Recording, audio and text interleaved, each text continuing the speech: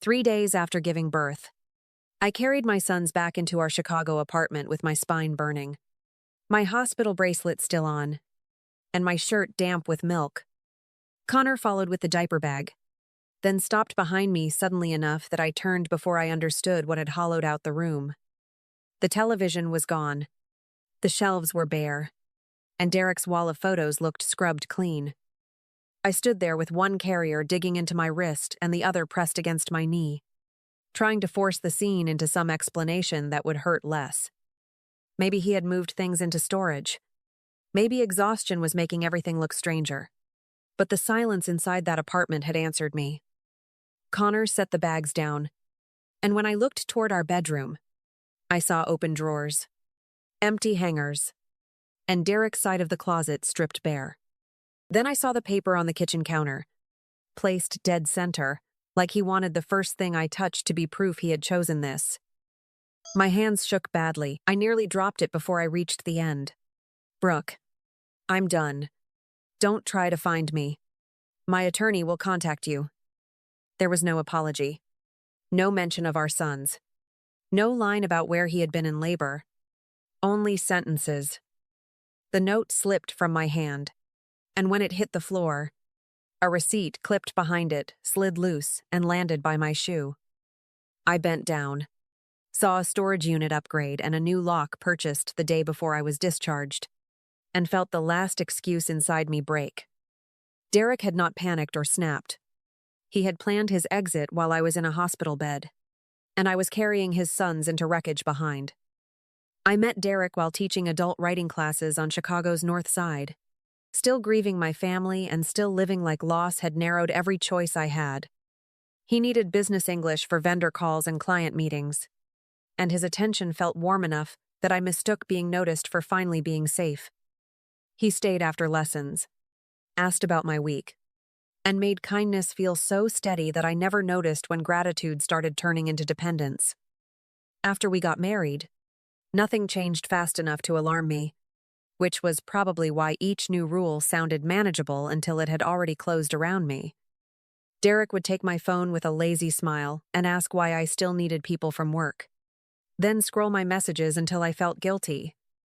When he told me, "You don't need that job, Brooke, I make enough," I let the sentence stand, because admitting what it was would have changed everything. The smaller my world became, the easier he was to impress in public, and the harder he became to satisfy inside our apartment, where clean counters only made him notice dust. Linda called every week with the same gentle script, saying men needed peace, wives needed patience, and strong homes depended on women learning when to stay quiet. By then, I had already stopped seeing old coworkers, stopped checking job postings, and started measuring each day by whatever might keep the place calm. When I got pregnant, Derek lit up for exactly as long as the idea still fit the version of fatherhood he liked hearing himself describe. The minute we learned it was twins, something in his face cooled on the drive home, and after that he touched my stomach less and studied my body more. He called me slow, laughed when I moved carefully through the kitchen, and one night I heard myself laugh with him long enough to realize I was disappearing inside my own marriage without saying it. A week before New Year's, I dragged a stool to the window with my belly tight and heavy because Derek had looked around the apartment and called it embarrassing again. I told myself I was only cleaning the lower glass, only proving I could still manage one small thing. And then the stool slipped before I could steady it properly. My back slammed the floor. Warm water ran down my legs, and the pain that followed was sharp enough to make the room feel suddenly distant around me again completely. I grabbed my phone with shaking hands and called Derek once. Then again, listening to each ring fall into voicemail like another door closing in my face hard. When I scrolled for anyone else and hit Connor Blake's name by mistake, I almost ended the call, but his voice reached me before panic could close my throat shut. I heard myself say my water broke. "I can't reach Derek. Please help me." And Connor answered without hesitation, "Stay there. Keep breathing. I'm coming now for you right away." He was at my door in under 15 minutes. Snow caught on his coat, one hand lifting my hospital bag, while the other steadied me to the elevator without questions. In the car, I kept staring at Derek's silent number while contractions tightened across my body. And Connor kept the line simple. "You're getting there safely with me right now." At the hospital, everything narrowed into bright lights, clipped instructions, and pain. But even through it, I kept checking my screen and seeing nothing from my husband all night long.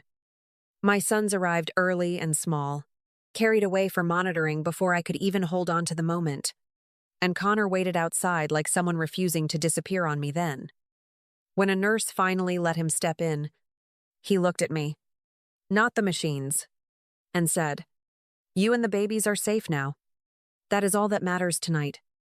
I held my phone in recovery, stared at the unread messages, and understood from that blank screen that the man I married had already left us for good.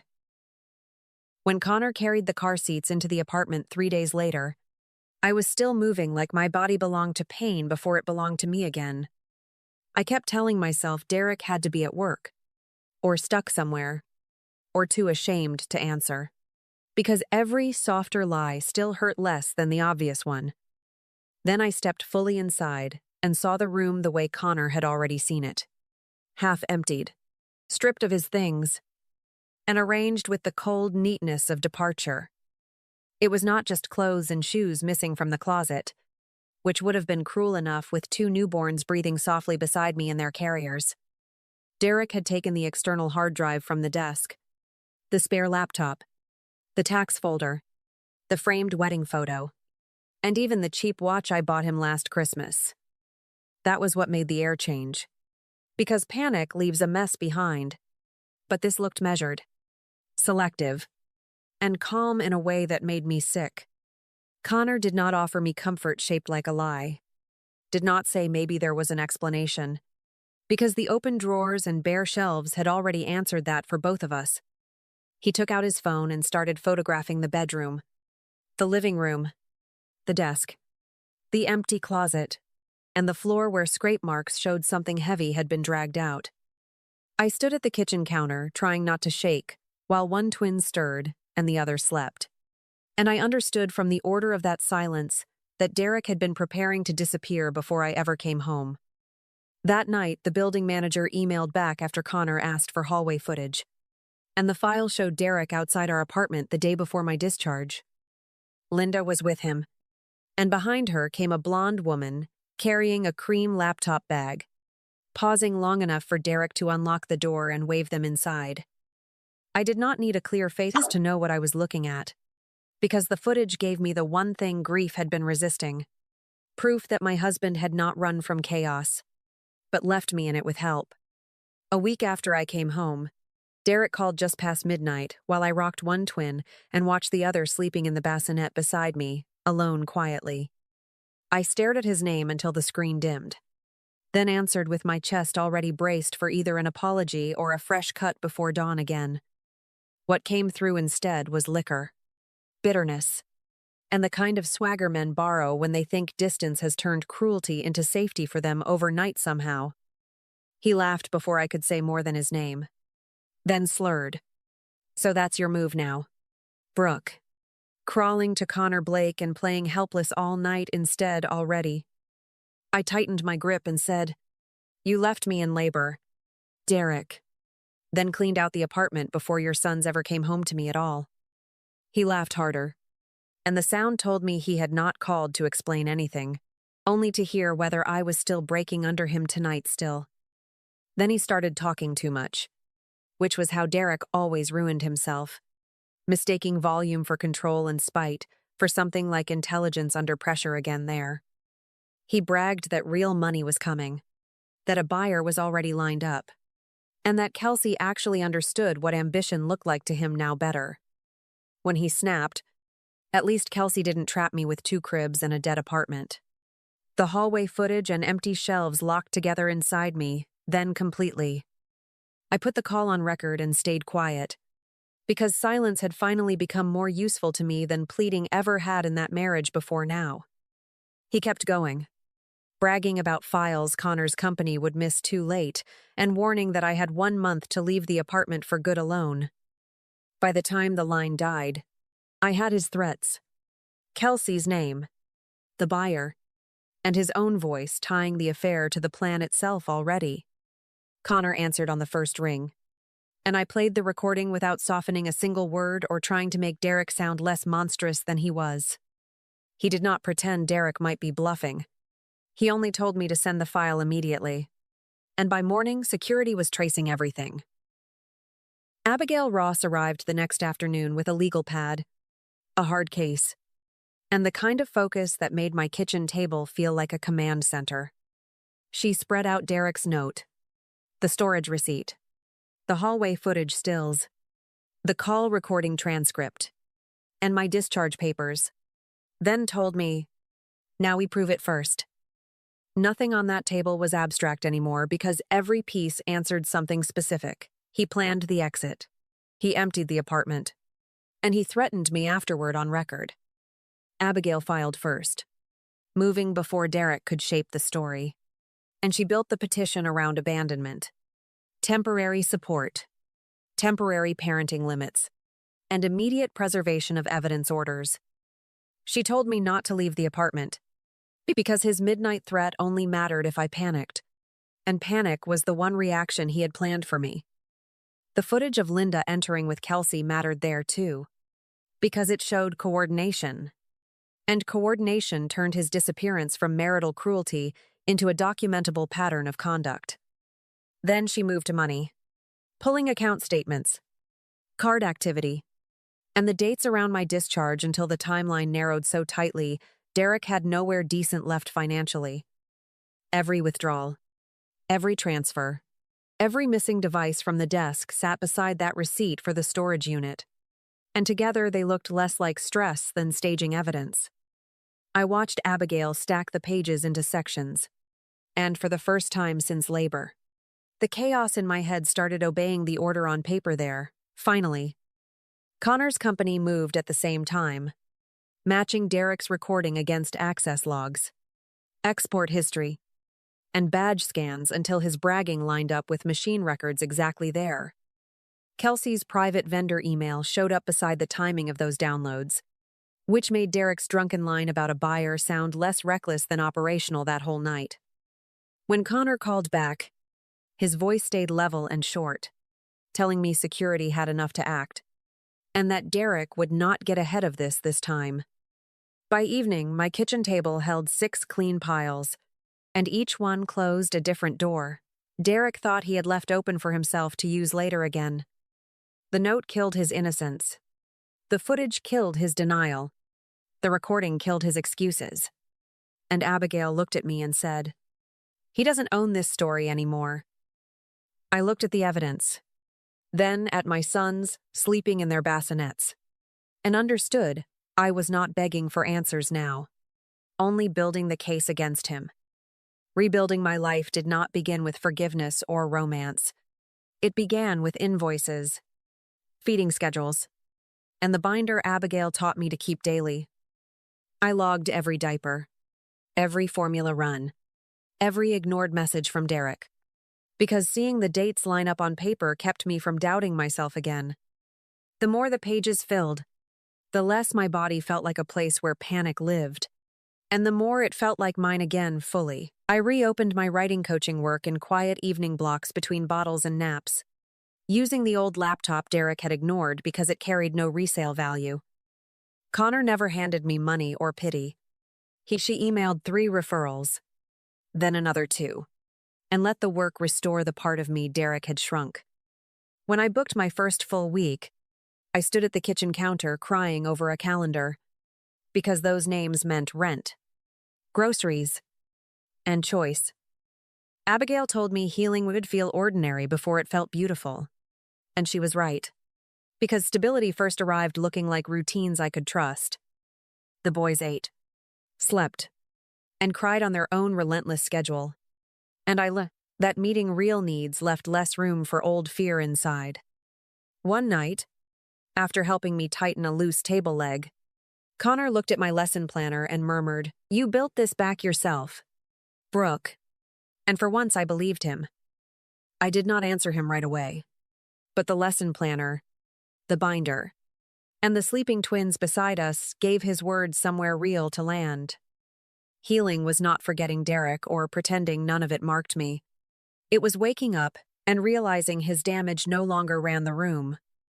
By then I was still tired, still cautious, still learning. But I was no longer living inside the wound Derek had left open for me finally. Connor's company moved before Derek could turn his lies into a version polished enough for strangers. And they caught him exactly where his own recording said they would. Security matched the access logs to the export history, tracked the buyer meeting. And by the time I heard about it, Derek and Kelsey had already walked themselves into exposure.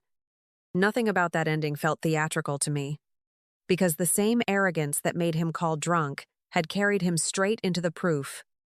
The hearing went the same way, not because anyone pitied me, but because Abigail had stacked every fact in the order Derek himself had created. The note, the storage receipt, the hallway footage with Linda and Kelsey, the recorded threat, the missing support, the absent visits, and the boys' birth records all told one clean story. Derek tried to speak like a man overwhelmed by stress, but stress does not rent storage, empty an apartment, coordinate with a mistress, and threaten a woman holding newborn sons. Linda lost the last of her moral cover there too, because the footage that showed her entering my apartment with Kelsey made every soft excuse sound arranged. She had spent months telling me peace kept a marriage strong, yet the only peace she defended was her son's right to leave destruction behind. I sat through it without shaking, because by then I was no longer waiting for anyone in that room to see my pain before they believed me. What surprised me was not that Derek lost, but how little triumph I needed once the record finally matched the truth I had lived. After the hearing, Connor met me outside, looked at my face, then asked if I wanted soup or coffee because I had not eaten since morning. I realized then that Brooke before all this would have mistaken survival for love, but the woman standing there now knew the difference between chaos, rescue, and the steady life she was choosing for herself. A year later, my life looked nothing like the one Derek abandoned, and that was exactly why it finally felt like mine. The boys were bigger, louder, and steady on their feet. My lesson calendar stayed full, and the small savings account in my name no longer felt impossible. I had stopped measuring peace by whether a man stayed, because the binder, the court record, and the rent receipts had already taught me what stability actually looked like. Connor never rushed the space I rebuilt, and by the time I reached for his hand, it was because I wanted to, not because I needed rescue. One quiet evening on the porch, with the boys asleep inside, I told him, "I don't feel afraid anymore," and he smiled like he understood the cost of that sentence.